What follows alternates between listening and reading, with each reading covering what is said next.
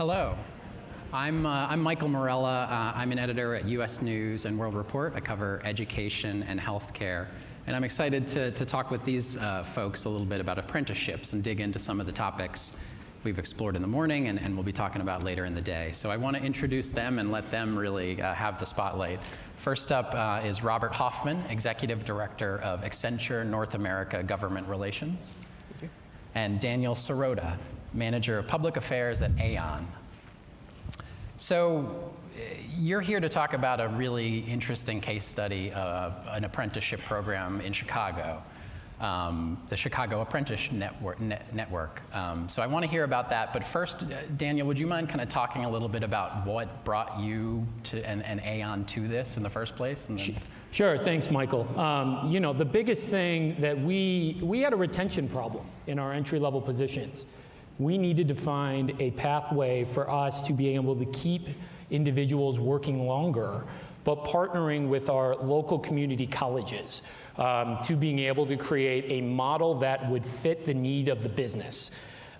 Something where we took a good look at our entry-level positions and said, what really needs a 4-year degree, or could someone from a 2-year degree, associate's degree, fill those jobs and hire locally? Outside of Aon's office building in Millennium Park in downtown Chicago is a community college, Harold Washington College. And we never hired anyone from there. So how do we bring a relationship with our local community college and bring these individuals in, but also solve a retention problem within our firm?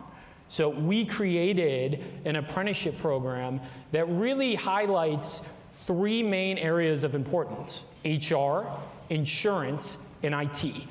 The overall goal, have these individuals working in jobs that may not require a 4-year degree of college to do so.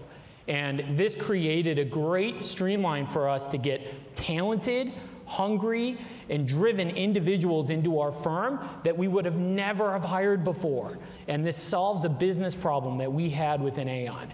Our program is 2 years long. The first year is really focused on getting them used to Aon, still creating impact and doing the job at hand. And then year 2 is getting more to the nitty-gritty of insurance courses, accounting, business management, and getting embedded into our firm, where at the end of the 2 years, they're there full time and working at the same level as an individual as someone we would hire from a 4-year degree, and really creating impact. And it's created great cultural change when you're looking down the street and hiring from a pool that is 86% Black or Latino. It creates a new diverse pipeline for us to grow within our industry, our firm, and the main reason we want other companies to look at this model as a potential way to grow within their organizations as well. And Robert, maybe it'd be good if you want to talk a little bit about the Accenture story, and then we can talk about the collaboration there. Sure, it's a different journey, but a very similar destination, which I think also made the network, the Chicago Apprenticeship Network, possible. But for us at Accenture, we had been doubling down on the challenges of skills development, for the better part of a decade, starting in 2010, through our cornerstone a community program called Skills to Succeed, where we work all over the world with not-for-profits. And from about 2011 to the end of 2018, we've worked to develop skills for 2.2 million people around the world, 500,000 here in the United States. So we've had firsthand knowledge of the challenges that not-for-profits and local colleges are facing at a macro level. But it wasn't until, actually, and it's a kind of an interesting story, one of our senior executives was at a breakfast with then Mayor Rahm Emanuel, and it was a group of business leaders, about 100, and Mayor Emanuel posed a question. He says, how many of you recruit from the local city colleges here in the Chicagoland area? How many people do you think raised their hand? 0. Yeah. So we thought, wait a minute, we've been at this from a macro standpoint. We'd also been doing a lot of research into the challenges of recruiting for jobs that may not require, 4-year degrees. So we looked inward and we thought, okay, where can we, make an impact? We too had a relationship with a city college in the Chicago area, Wilbur Wright College. So working with them, we developed an apprenticeship program, and where we focused on was where were the high demand skills jobs that we could address through a potential apprenticeship program. First place we saw was corporate IT, basically our internal IT functions, and that's where we dug in. So in our first year, we started with 5 apprenticeships, working with Wilbur Wright College, following year 8. And then in our third year, we had 27 apprentices, and we expanded and focused on IT in a customer-facing fashion. And it's been, absolutely tremendous. We're on track. It's not just in Chicago. At the same time we were working in Chicago, we also developed a program in San Antonio. And now we're on track to essentially train 450 individuals through apprenticeship programs in 20 cities across North America. It's been tremendous, and I'll tell you 2 reasons why. Well, make it 3, but I'll be quick. Okay. There are 3 Ds here that I think are important to think about. We have a skills deficit in this country. It's great to have 3.5% unemployment, but the harsh reality is that there are a number of people, our labor participation rate is just not where it needs to be. And so we have people who are sitting on the bench. They're not in the game. And the reason why is because the skills don't match up to where the demand are. You can talk to anyone, the number of tech job openings is anywhere from 700,000 to 2 million. But we're not training people fast enough. And yet we have people who are in a position where they could contribute, but there's no pipeline for them. There's no opportunity for them. So can we reduce that skills deficit? We also have a digital divide. You've heard that phrase before, I'm sure, where the concern is that an innovation economy is leaving lots of people behind and opportunity behind. And then the last D is disruption, technology disruption, and how that's changing how we look at jobs. Our global CEO, Julie Sweet, thinks that apprenticeships, and rightfully so, and she's been the driving force of our apprenticeship program in North America. But with apprenticeships, we can address every one of those Ds, that divide, that deficit, and that disruption, and we're seeing that impact for us as well as for Aon. So there's a lot to unpack there, and could you talk us a little bit about why you came together, why, working with city colleges, working with government, working with other employers, sort of take us through how you got to this network and its now 3-year track record. Yeah, I think the mindset was if we can do it, other employers can do it too. And other employers probably have the same issue that we have.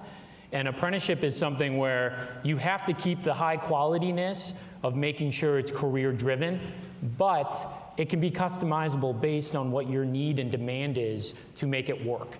It gives you an opportunity to partner with your local community college to create jobs, J-O-B, which I think is so huge in our community college space where individuals are going to school, but they're not landing in career-oriented jobs. And we at Aon wanted to change the mindset of Chicago to start hiring individuals in the community college landscape. The network started with Aon and Accenture. We added Zurich Insurance, which is in Schaumburg, who partners with Harper College. In 2018, we added Walgreens and McDonald's as another great partners and great advocates in the retail side. In 2019, we added JP Morgan Chase, we added Rush University Hospital, we added, the list can go on, we're now at 26 employers, 520 apprentice roles going into 2020, and our goal, drum roll, end of 2020, 1,000 apprenticeships in Chicago. And we are going to work hard to get there, and we're encouraging employers to really take a look at their roles to see if there's opportunities to do so. Those are some of the employers that are on the list, but we have 26 employers that are partnering now with either their community college, their nonprofits, and other third-party providers to help create these types of jobs. Let me just add just a couple of things. Keep in mind that all of this has happened in less than 2 years. Correct. Now, I think the important thing to note is that Daniel Sirota is the John Lennon of the Chicago Apprenticeship Network. Michael Chiappetta, my counterpart in Chicago, he's the Paul McCartney of the Chicago Apprenticeship Network, and I'm Ringo. But I think, one of the amazing lessons from the network experience that we've had so far is, there's nothing like success to breed interest and to breed, more desire for more of the same. And earlier this year, we launched an initiative through a number of partners, Chicago Apprenticeship Network, obviously, the Joyce Foundation, the Pritzker Trubert Foundation, the MacArthur Foundation, and a number of great companies like Salesforce.org, JP Morgan Chase, to launch Apprenticeship 2020 with the goal really of supercharging the work that we've done over the last couple of years. The goal being to add on more apprenticeships through building capacity. We have to demonstrate that what we're doing can be scaled. And so what this initiative is designed to do is let's invest more in the city colleges to build their capacity to support apprenticeships, and they're going to be, through this initiative, establishing an Apprenticeship and Workforce Solutions office. And we can also fund some great partners like 1 Million Degrees, which is this tremendous nonprofit that's doing an enormous amount of support in the form of mentorships and pre-employment training. They've been tremendous. Let's help them build that capacity. So, so the secret is, and I'll divulge something, a little tidbit. We're actually working on some research we hope to release very soon. But I think what I can say is that we're just scratching the surface, I think. In fact, Harvard Business Review did an analysis, and they project that the number of core professions that can support apprenticeships is likely to triple from 27 to about 74. Well, what does that mean? Well, it means that it will create, according to Harvard Business Review, about 3.3 million additional apprenticeships for the national economy. So the potential is really, really there in Chicago and all across the country. That was a Ringo applause. You got a Lennon. Okay, good. But who's George Harrison in this?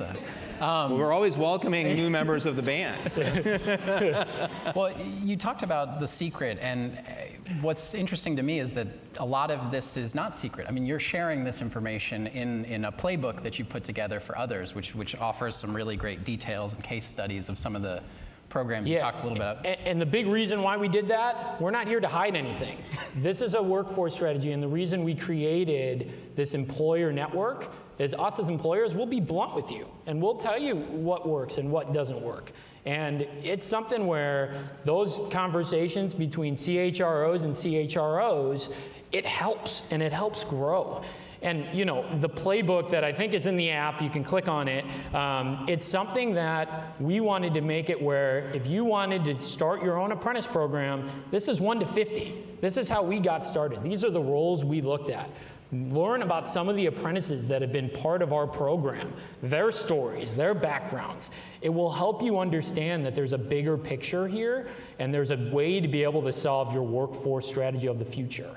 And the legitimacy of it, that this is a workforce strategy, not a charity program. This is something that we see as a viable pipeline across the country. And for Aon, we're going to continue to look to scale in our other offices, but we're not rushing it. We want to make sure it's successful, and we want to make sure the roles are there for it to be viable. And another key thing on the Apprentice Network that I think is important is every quarter we host networking events at a different employer. To being able to give the opportunity not only for the apprentices to meet other apprentices, but for new employers to come in and really meet them. You want to talk about the best salesperson. Hear the story of some of the apprentices and what they're doing and the impact they're making on their firm. If you don't jump on it, I would be shocked, because that's what we have seen after every single one of these apprentice networking events, a new employer coming in. Our next one, if anyone's in Chicago or based in Chicago, is going to be at Journey Care in Glenview during National Apprenticeship Week. We want to be able to promote this and be able to get this out, and we hope other cities looks at this as a viable option to create their own networks and kind of grow it. And Accenture, Aon, and any of those partners are a resource, and we want to be helpful for anyone out there.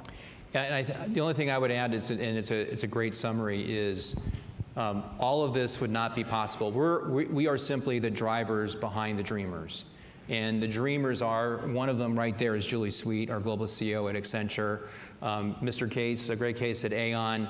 The Chicago Apprenticeship Network was their vision. But more importantly, that leadership buy-in from the very top is critical, and that's something that we do point out.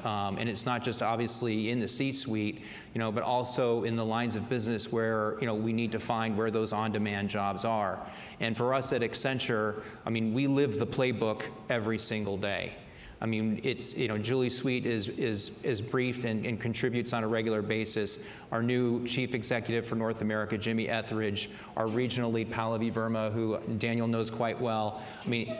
We are talking about this, every single day. And I talked before about the fact that we focused on IT internally and customer facing, but we're now actually broadening our apprenticeship reach and looking at apprenticeships for HR, for finance, and for marketing. It's a commitment that we're making, and I do want to just also reinforce I'm doing a lot of reinforcing of your great points. Well, thank you. I'm just an echo chamber for you. But seriously though, I think to Daniel's point about this is of interest. This isn't just simply doing right by the community. Doing right by the community is doing right for the community that is Accenture. And one of the benefits of breaking down these barriers is diversifying our employees. And we demonstrated through our own research that diversity and innovation move hand in hand. And this apprenticeship program is paying dividends for us in terms of diversifying our workforce and really driving our innovative capacity. Well, we just have a couple minutes left, but I want to ask a question about some of the challenges. You talked a little bit about changing the mindset and getting this multi-sector buy-in, which I'm sure is challenging but rewarding. Are there one or two big challenges that you think you've seen or you've overcome in Chicago that you would want to share with these folks from? I think it's education. It's really giving people an understanding of what it is and what the model is, both internally and externally. I think is something that, as Robert said, this has only been going on for 2 years. And we're really changing the way apprenticeship is looked at. As everyone knows in this room, blue collar is kind of the way it's been. It's now evolving into this white collar way of doing business. And this is something that it takes time to educate your own colleagues, but also externally, in changing the way people talk about workforce. Yeah, I think is one that I see. Yeah, and I think we talk about the pipeline, and how we channel people, to jobs. But I think even more important is again that community element. One of our apprentices, Loida Velate, she works internally in corporate IT. Went through our apprenticeship program. She was a casualty of the 2008 financial crisis. And really took a step back and assessed what she wanted to do. And so she decided to pursue an IT certificate at Wilbur Wright College. And she discovered our apprenticeship program, went through it. She's now working as a cybersecurity analyst. But more importantly, she went to 3 of her community college classmates and encouraged them to pursue apprenticeships. She's also a mentor at Girls Who Code. So that to me is the residual benefit. In other words, barriers, breaking down barriers, and in the hopes that that community enrichment of people who, not too long ago basically thought, there's no role for me in IT. The only road is through a 4-year college. Nope, lots of roads can lead to great, good skilling, high-paying jobs. Yeah. Well, are there one or two takeaways for local chambers of commerce? This is a question from the audience who are looking to get something like this off the ground in their own communities. Yeah, partner. Talk about this. Create this as a model to move forward. We are fortunate enough. The Chicagoland Chamber of Commerce is in Chicago, as you can imagine, and they are looking to partner with small and mid-sized businesses on getting apprentice programs going. You've heard and seen a lot of the organizations that you are seeing are big. This also works for small and mid-sized businesses if you can get a partner like a chamber to help with the education and help with the streamline to create a cohort mentality, which I think is really critical, is getting a cohort of apprentices that know each other, that meet each other, and that can work together in the classroom to then reflect that back in the workplace for growth. And I think a great way for local chambers and chambers of commerce to get engaged is by having these conversations with your employer base of how this model can work for them and how it can grow. Part of the reason why he's the Lennon and Michael Chiapetta is the McCarthy is they'll go on the road, and in the spirit of the Beatles song, Help, they'll help anyone. Yes. And we've had conversations, Bay Area Council, we've been helping them. They've been pursuing things, the Bay Area Council being in the San Francisco Bay Area. We're having similar conversations in St. Louis, in Los Angeles. It really is a matter of just sitting them down, showing them the playbook, showing that commitment, and then bringing people together, the nonprofits, the colleges, local governments. Again, success, the signs of success breed success. Correct. Well, thank you for sharing that with us today, and I want to thank Daniel and Robert, and thank you all. Thank you for the Thank you. time.